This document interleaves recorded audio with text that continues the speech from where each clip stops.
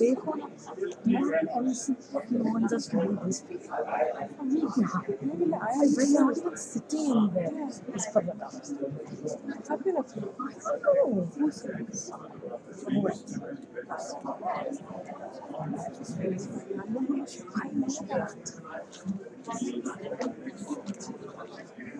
What he wants to eat, you can tell him.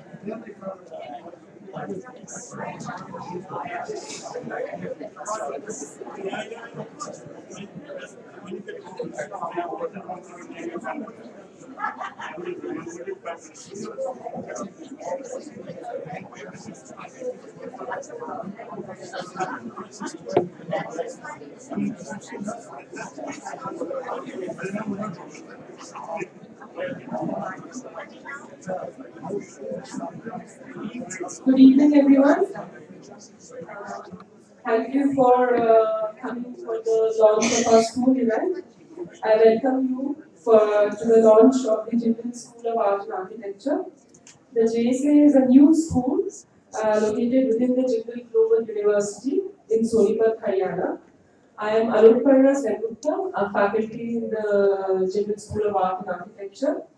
My first degree is in architecture, but I identify myself as an urbanist. My work explores the everyday life of our cities in order to understand issues of inclusion and equity.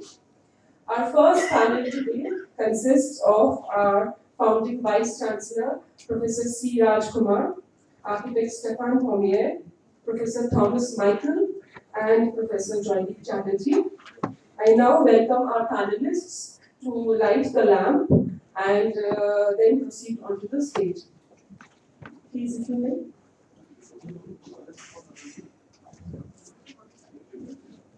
Thomas, please.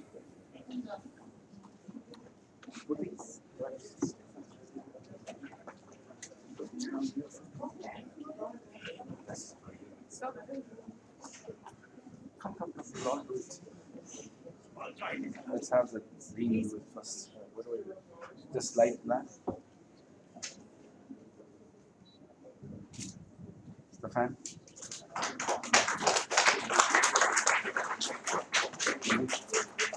No.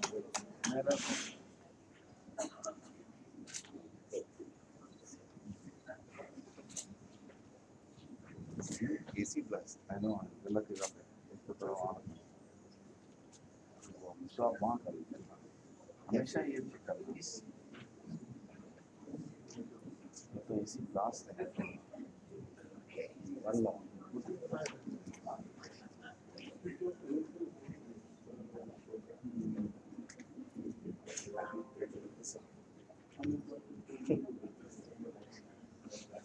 तो आपने गलत जगह पे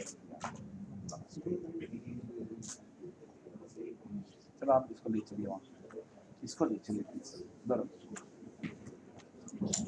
ले जाओ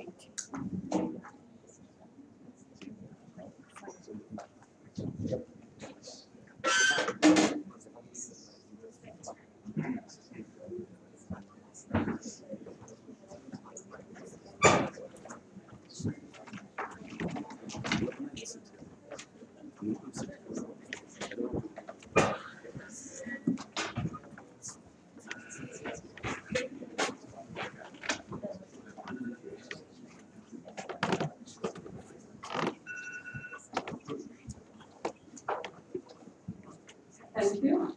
Now, a brief introduction about the members of our first panel.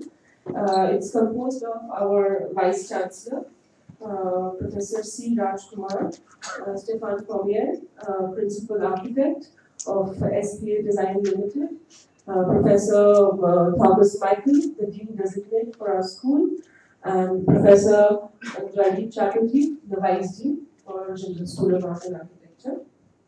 Now to start with a short introduction of Professor V.C. Rajkumar. He was appointed as the founding Vice Chancellor of O.P. Jindal University in India at the age of 34 in 2009. Professor Kumar also serves as the founding Dean of Jindal Global Law School and the Director of the International Institute for Higher Education Research and Capacity Building. Professor Kumar has academic qualifications from University of Oxford, Harvard University, University of Hong Kong, University of Delhi, and the Loyola College. His areas of specialization include human rights and development, comparative constitutional law, terrorism, and national security, amongst many others. I now welcome Professor Kumar to give the welcome address. Thank you. Thank you, Rakuna. First of all, I would like to extend a warm welcome to all of you to the inaugural session, also the inaugural symposium, and indeed the launch of the Jindal School of Art and Architecture, the 7th school of O.P. Jindal Global University.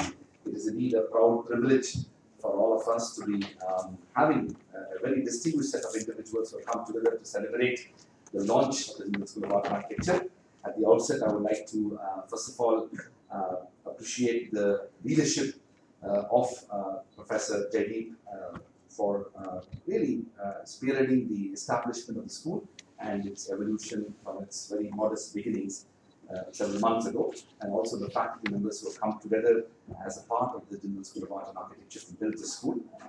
We are also very fortunate that the founding dean of the Jindal School of Art and Architecture, Professor Thomas McCall, has come for 2 days from New Zealand to be part of the special occasion before he formally takes over in the next several months and relocate from New Zealand to Sonipat to become the Dean of the Jindal School of Art and Architecture.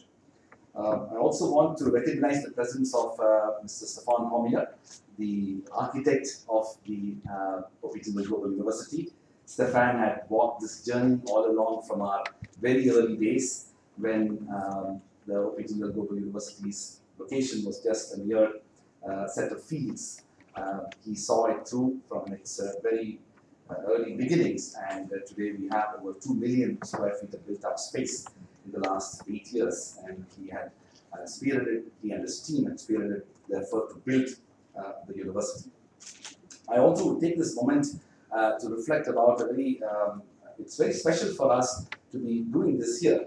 Many people may not know this, but I'll nevertheless share this with you. This place in particular, India Habitat Center, resonates a lot with the founding ideas of O.P. Jindal Global University. To be very precise, on the 13th of August 2006, at a dinner at India Habitat Center, and actually in this very location, some of the founding ideas of O.P. Jindal Global University was discussed. And this was culminated in a meeting that I had with the then Law Minister, Mr. H.R. Bharat, on 14th of August 2006, in which I promoted the idea of establishing a multidisciplinary research-oriented university in India. That conversation led him to ask me a question: what is it that we need to build such a university in India? And I essentially said that we need 3 things. First, I need somebody who can make a substantial financial contribution. Second, a person who make a commitment towards doing it in a not-for-profit manner. And third, to let me have the academic freedom and autonomy and independence to build a world-class university in India. He looked at me, and he was a then law minister, and he said that, let me get back to you. At that time, I was teaching in Hong Kong, and most politicians anywhere in the world say that, one doesn't believe that much, and definitely when an Indian politician says that, one doesn't take it so seriously. Nevertheless, I believed in it, and for several months I did here, and then nearly a couple of months later, he called me up and asked me when I'm coming to India. I said I'm coming for a conference in October, and so he wanted me to meet a person by name Naveen Jindal. I had no idea who Mr. Jindal was. Like most people who discover people, I Googled him and found out that Mr. Naveen Jindal is a parliamentarian, a steel tycoon, did his MBA from the University of Texas in Dallas, and fought one of the most famous cases in constitutional law, the Union of India versus Naveen Jindal, which essentially gave the right to fly the national flag to private individuals. I discovered his own passion for education as well as transformation of the nation through many activities and initiatives that he promoted. So I got to meet him for the first time in October 2006, and then spent the next 1 year persuading Mr. Jindal to do 3 things which I wanted him to do. Essentially, to make a financial contribution, to make a commitment towards doing it in a not-for-profit manner, and to let me have academic freedom and autonomy and independence to build the university.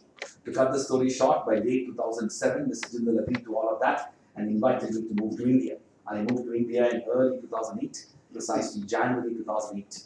I was on sabbatical leave from my university in Hong Kong, the City University of Hong Kong, and then for the first 4 months of 2008, trying to figure out myself as I was returning to India after a decade of working and studying abroad. Very quickly I realized the impossibility of doing anything in India at all. Systems were so beautifully designed to ensure that nobody can really do anything. Relatively mediocre practice of corruption, inefficiency, as well as other forms of institutional ineffectiveness had been elevated into a full-fledged science where nobody can really do anything at all. But the journey that I had already taken was far ahead, and hence decided to quit my job in Hong Kong and took over as the head of the initiative in April 2008. Mr. Jindal had a far-sighted vision. His vision was to build a world-class university in India, and he was deeply committed to the values of academic freedom and institutional autonomy, and also resources that are needed to build such a university. April 2008, I quit my job in Hong Kong and began the process of institution building from scratch. Land acquisition, formulation of curriculum, course structure, program development, faculty recruitment, student admissions process, hiring of architects, and that's where Stefan Pommier came in. And also persuading the government of Haryana to pass a legislation. We were the first university in the state of Haryana to be promoted as a private university, and that was an extraordinary effort, persuading the then Chief Minister, the Governor, and 20 different committees within the government to persuade to essentially pass a legislation. As late as 27 January 2009, the government of Haryana passed a legislation establishing O.P. Jindal Global University as the first private university in the state of Haryana. Today, there are over 22 private universities in the state of Haryana, including our neighbor, Ashoka University, Sarum University, and other such institutions. We began that journey in a very modest manner. Soon after, I was appointed the first Vice Chancellor of the university, and then we began the process of recruitment of faculty, admission of students, as well as construction of campus. In a span of nearly over 6 to 7 months, we built an entire campus, including the first academic block, but also student housing, and we began in a very modest manner as promised to Mr. Jindal on 30th September 2009 with only 100 students and 10 faculty members and 1 school, the Jindal Global University. We never looked back since then. In 2010, we started the Jindal Global Business School. In 2011, the Jindal School of International Affairs. In 2012, the Jindal School of Government and Public Policy. In 2013, the Jindal School of Liberal Arts and Humanities. In 2016, the Jindal School of Journalism and Communication. In 2017, the Jindal School of Art and Architecture, and the Jindal School of Banking and Finance, both of which will begin its first academic session on 1st of August 2018. We moved from, say, 100 students in the year 2009 to today, we have nearly 4,000 students. We moved from 10-member faculty to over 300-member full-time faculty. We moved from a 50-acre campus to a nearly 100-acre campus. We moved from 100,000 square feet of built-up space to over 2 million square feet of built-up space.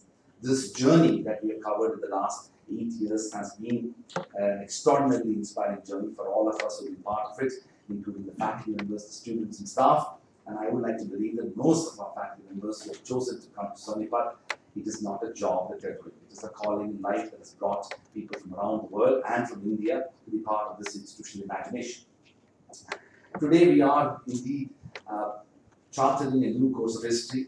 Establishment of the Jindal School of Art and Architecture is a very important step in the direction of the evolution of the university. For the first time, we're moving beyond our core comfort zone, which is in the field of humanities, social sciences, and a few professional schools such as law and business. We have resisted for a while not to establish a school of engineering, not to establish a school of medicine, not to establish schools in hard sciences, including natural and physical sciences. The closest we are going towards that direction is the School of Art and Architecture, and J.D. Bofors had made it more and more inclined towards several aspects of humanities and social sciences, deeply integrated into the School of Art and Architecture. I believe that as the school evolves, it will draw upon other disciplines and other areas within the university and the other schools that we have in the university.